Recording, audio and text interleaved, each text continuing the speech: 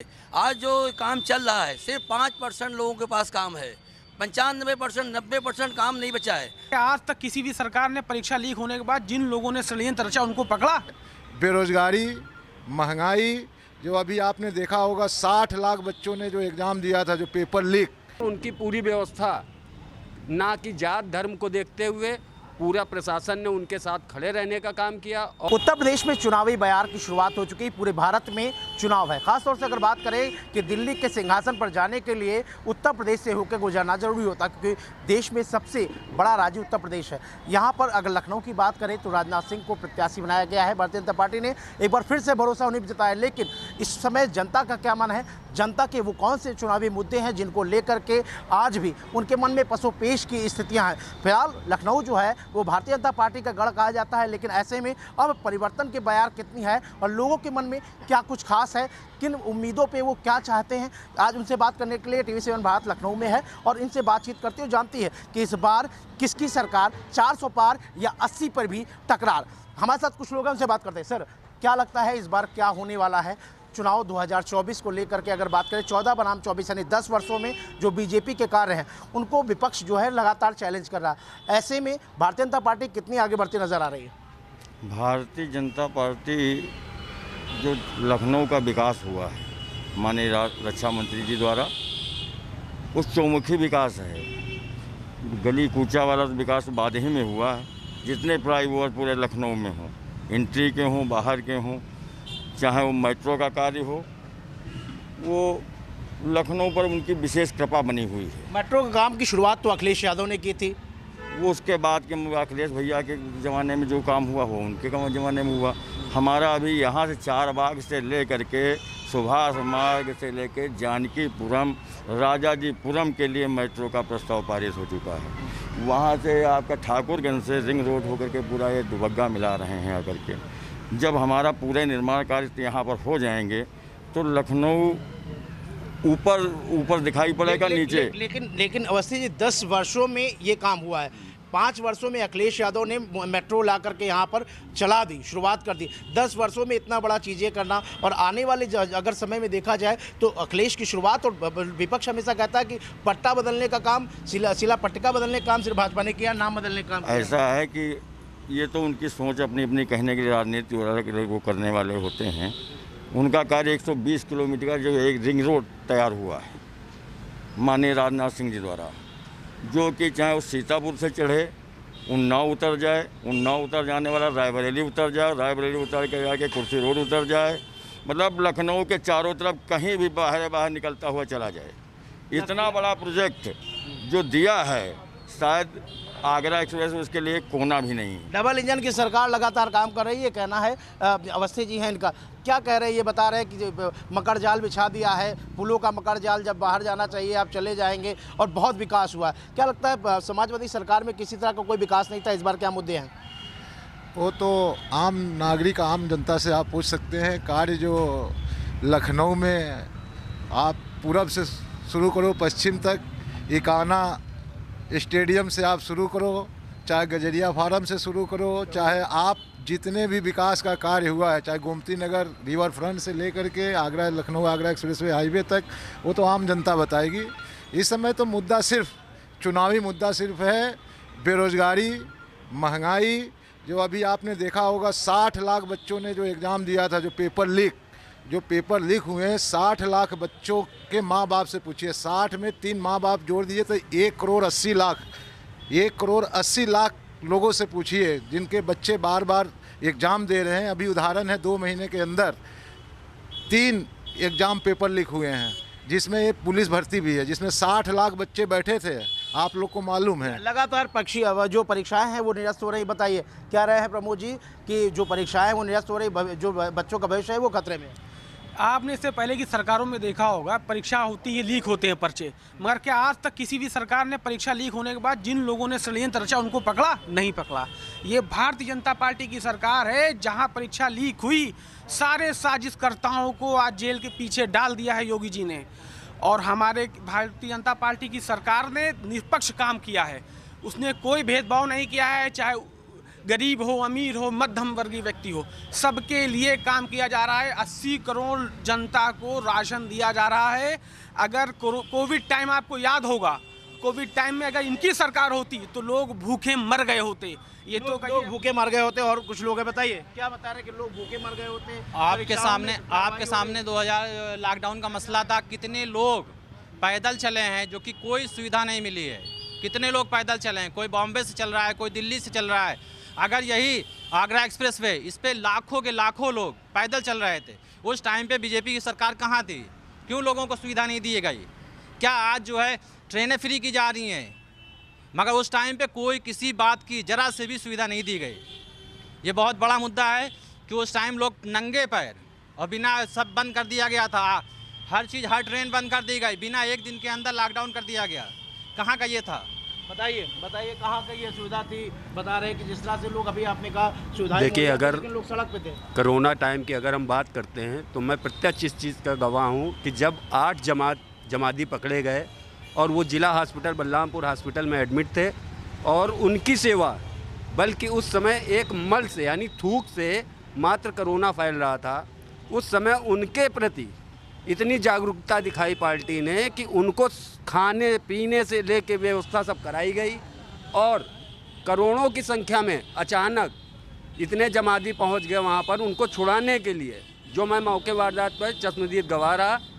उसके बावजूद प्रशासन से उनको किसी तरह छितिर बितिर किया गया और उनकी पूरी व्यवस्था, ना कि जात धर्म को देखते हुए पूरा प्रशासन ने उनके साथ खड़े रहने का काम किया और हर धर्म को बढ़ चढ़ के हिस्सा लिया, उसमें उनकी भागीदारी की, चाहे वो खाने की रही हो, चाहे दवा की रही हो, चाहे सैनिटाइज़र की रही हो, सारी व्यवस्थाएं की, बता रहे जमातियों की पूरी व्यवस्था की गई, सारी व्यवस्थाएं थी। ऐसे में ये बार बार ये कह रहे हैं कि सरकार जो थी कोरोना पीरियड से लेकर आज तक सबके साथ में खड़ी रही, किसी प्रकार का कोई उन्होंने जातीय समीकरण नहीं देखा, सबकी मदद एक साथ की।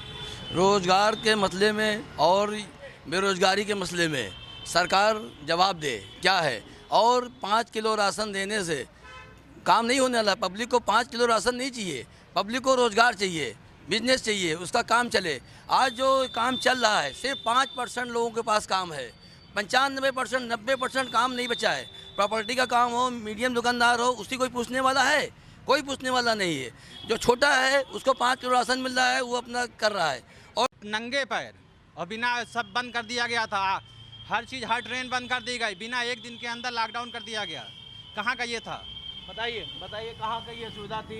बता रहे हैं कि जिस तरह से लोग, अभी आपने कहा सुविधा, देखिए, अगर लोग सड़क पे थे। कोरोना टाइम की अगर हम बात करते हैं तो मैं प्रत्यक्ष इस चीज़ का गवाह हूँ कि जब 8 जमाती पकड़े गए और वो जिला हॉस्पिटल बलरामपुर हॉस्पिटल में एडमिट थे और उनकी सेवा, बल्कि उस समय एक मल से यानी थूक से मात्र कोरोना फैल रहा था, उस समय उनके प्रति इतनी जागरूकता दिखाई पार्टी ने कि उनको खाने पीने से लेके व्यवस्था सब कराई गई और करोड़ों की संख्या में अचानक इतने जमाती पहुंच गए वहां पर उनको छुड़ाने के लिए, जो मैं मौके वारदात पर चश्मदीद गवाह रहा। उसके बावजूद प्रशासन से उनको किसी तरह छितिर बितिर किया गया और उनकी पूरी व्यवस्था, ना कि जात धर्म को देखते हुए पूरा प्रशासन ने उनके साथ खड़े रहने का काम किया और हर धर्म को बढ़ चढ़ के हिस्सा लिया, उसमें उनकी भागीदारी की, चाहे वो खाने की रही हो, चाहे दवा की रही हो, चाहे सैनिटाइज़र की रही हो, सारी व्यवस्थाएं की, बता रहे जमातियों की पूरी व्यवस्था की गई, सारी व्यवस्थाएं थी। ऐसे में ये बार बार ये कह रहे हैं कि सरकार जो थी कोरोना पीरियड से लेकर आज तक सबके साथ में खड़ी रही, किसी प्रकार का कोई उन्होंने जातीय समीकरण नहीं देखा, सबकी मदद एक साथ की। रोज़गार के मसले में और बेरोज़गारी के मसले में सरकार जवाब दे क्या है। और 5 किलो राशन देने से काम नहीं होने वाला। पब्लिक को 5 किलो राशन नहीं चाहिए, पब्लिक को रोज़गार चाहिए, बिजनेस चाहिए, उसका काम चले। आज जो काम चल रहा है सिर्फ 5% लोगों के पास काम है। 95% 90% काम नहीं बचा है। प्रॉपर्टी का काम हो, मीडियम दुकानदार हो, उसी कोई पूछने वाला है? कोई पूछने वाला नहीं है। जो छोटा है उसको 5 किलो राशन मिल रहा है, वो अपना कर रहा है। और जो ऊपर का है उससे तो मतलब ही नहीं है।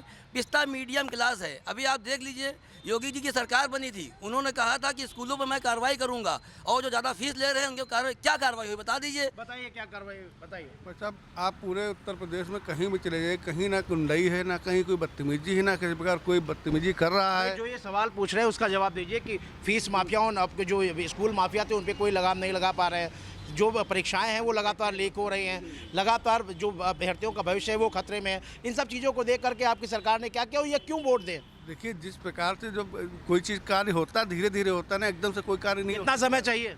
समय क्या, अपने हिसाब से कार्य हो। 10 साल हो गए, 10 साल में 5 साल में आप लोगों ने पिछली सरकार से परीक्षा की थी, यानी अपेक्षा की थी। अब आप बताइए 10 साल में से ज़्यादा और कितना समय चाहिए? नहीं, 10 साल से समय चाहिए, लेकिन उससे पहले आप ये देखिए जो स्कूल से फीस चल रही थी उसी हिसाब से तो फीस का कार्य हो रहा है। लूट रहे हैं भाई, लूट रहे हैं स्कूलों के नाम पे। जो किताब 2000 की है, स्कूल से कहते हैं लो 8000 रुपए की है। पढ़ाई करेंगे नहीं, स्कूल ड्रेस देंगे, किताब देंगे, मीडियम आदमी कहाँ से लेके आए?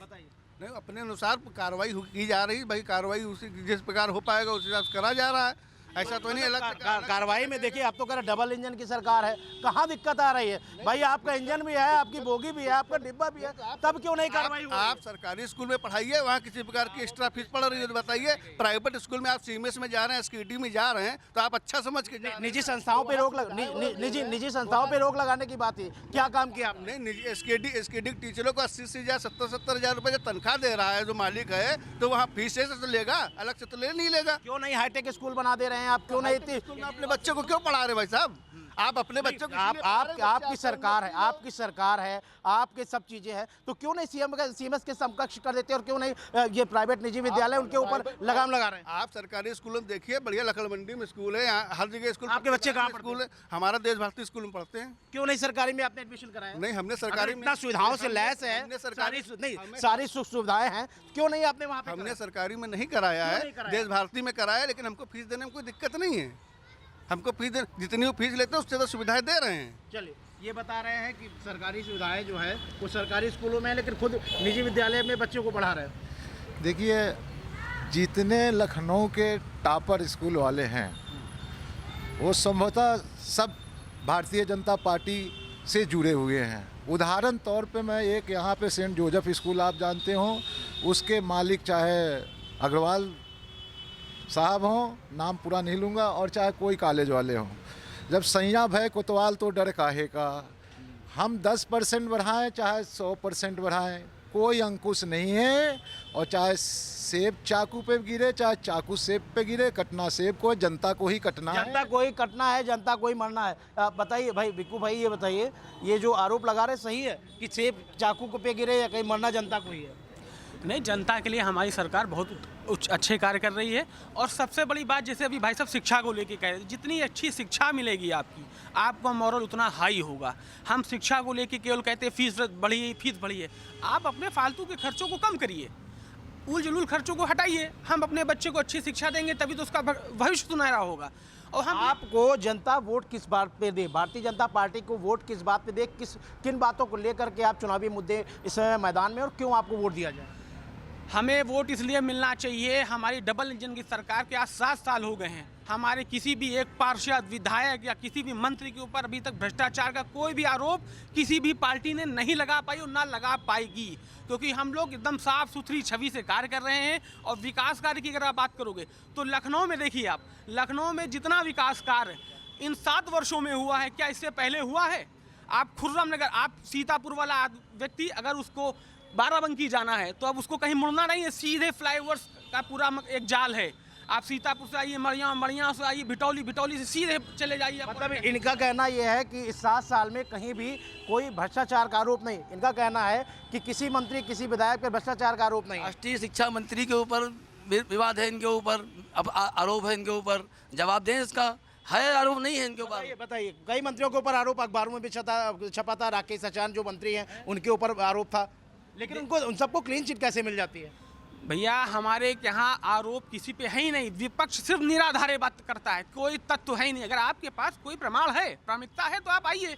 आपके द्वारा मीडिया सबसे बड़ा स्तंभ मीडिया है, आपके द्वारा दिखाइए क्या अपराध किया गया है, कहाँ गलत काम भ्रष्टाचार किया है। जहाँ दिखाइए हम लोग उन पर कार्रवाई होती रहती है। हमारे यहाँ एक आम आदमी को भी नीचे के कार्यकर्ता को भी उठा के विधायक बनाया जाता है। इनकी तरह नहीं है कि वहाँ से आइए और तुरंत आपको बना दो आप भ्रष्टाचारी हो। हमारे यहाँ सिर्फ ईमानदार लोगों की ही ज़रूरत है और वही लोग काम कर रहे हैं, सिर्फ ईमानदारी से ही काम हो। ईमानदारी से काम हो रहा है कुछ